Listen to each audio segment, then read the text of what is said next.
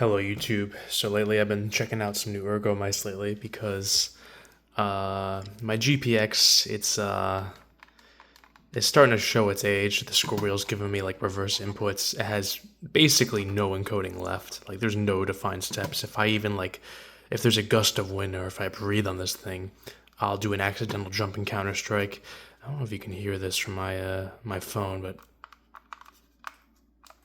if I yeah, I'm not squeezing that hard there, and you could hear pretty aggressive popping. So even though I love this thing, I am with it like nothing else. It's on its way out, and I thought I'd try something new because I've been using the G Pro wireless shape since what 2019. It's been a while since I've been using this, so I thought I'd try an ergo, and this here is the deathadder V3 wired. It's pretty good. I went for the wired version because it's $60, and after being through how many of these between the original GPW and now the GPX, these things are just built like absolute garbage, especially for the price. So I'm done paying more than $60 for a mouse, which is exactly what the wired version of Death Adder costs. And it's pretty good. I'm not gonna lie. The sensor, it's supposed to be more advanced than what's in here. I'll be lying if I could tell you the difference. This is 1K hertz versus 8K hertz. Once again, I'm lying if I told you I can tell the difference. I'm playing at 144 hertz modular. Maybe it's just not fast enough for me to tell the difference. The wire, it's pretty thick, especially because it's an 8K hertz polling, but really with the bungee, it's yeah, not a big deal. If I didn't have a bungee back in the day, if I knew how useful these things were, I probably would have not have spent 150 on a fucking GPW and 130 more on a GPX. Yeah, wire's not an issue. Issue is just it's a little too big. The mouse is perfect. I have 19 and a half by 10 and a half hands. I think if you have any bigger than me, then this will be absolutely perfect because I can play with it all right. Just not as well as this. This is just the locked in claw, man. It's just nothing beats it. I'll talk more about that later, why this is so good for claw. But even though this has some of the best tech in the market, I still play better with this. This is a Kysona Mars SE. I got it from Amazon for $22. It uses a 3311, which is supposed to be not the best sensor, but I still play better with this than I do with the Death Adder for the simple reason it's just a little bit smaller. And I think the weight's about the same, actually. This is 61 grams, same as the GPX. I think the Death Adder might even be 58, a little bit lighter, but I mean, once you get below 60, it really stops mattering. And yeah, so despite the fact that this is just so much cheaper, it uses a worse sensor. It's just as good in my opinion, if not better. This is obviously a clone of the ECB or ec2 shape from Zowie, I should say. I say the B's because that's what I have to compare it to here. Yeah, man, I fucking hate Zowie mice. I don't know what to say, man. Like this $22 mice just completely fucking smokes this $70 mouse I have from like 2019 from Zowie. I actually think the shape's not a complete one-to-one clone. There are some subtle differences, and the Zowie does feel better in my hand, actually. Those subtle differences do favor the Zowie, but this is a 90-gram mouse. This is 61, so I think that reason alone, I still play better with the Kysona, even though the shape is very marginally worse. Another reason it's better is because of the coating. The coating is actually very, very similar to what you get in the Death Adder. Not a one-to-one, but it's still better than this fucking thing. This thing has no coating because I rubbed it off. I got the glossy blue because I originally tried the EC2B, just the black version.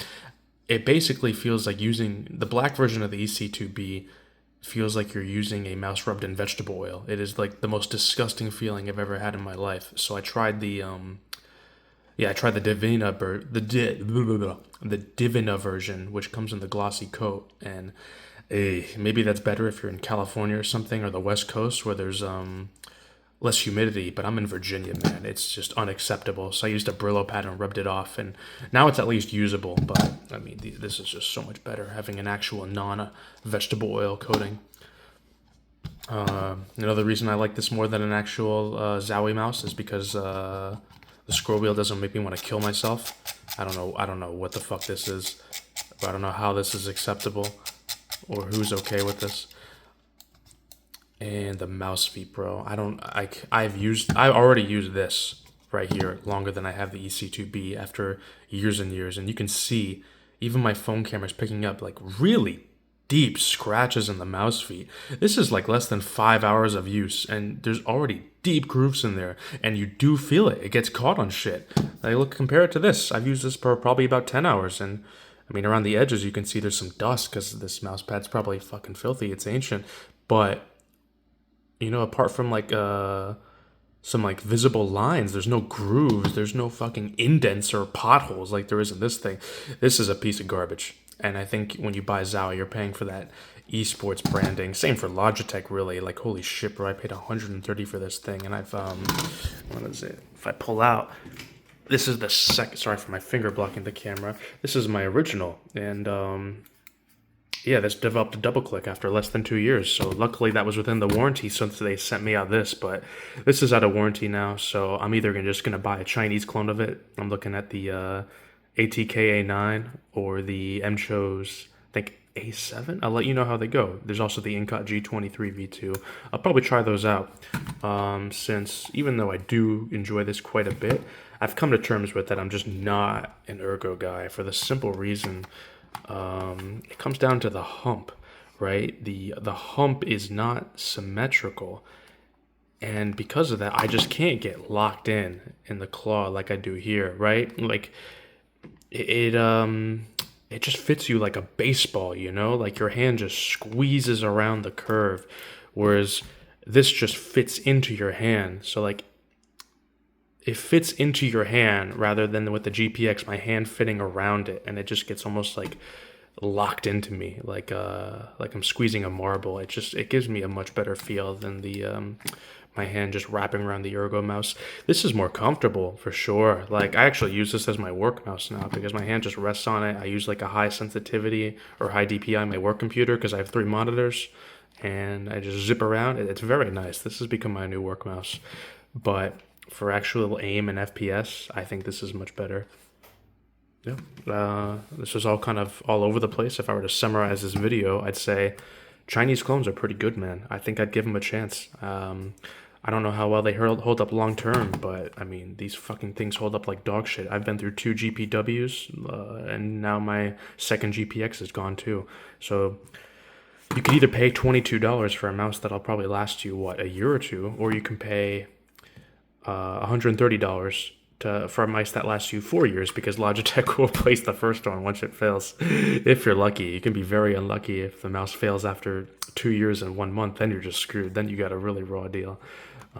Yeah, I figured I'd make this video since I looked up reviews for this Kysona Mars SE and I found pretty much nothing. So I thought I'd vouch for these guys and say, yeah, it's cheap, but it's still very good. I enjoy it quite a bit. Give it a chance if you like the ec2 shape. Definitely don't give this thing a chance. What a piece of shit. What a piece of shit, man. I don't know, man. I don't know how reviewers seem to love these things so much. Not for me, I guess. All right, peace.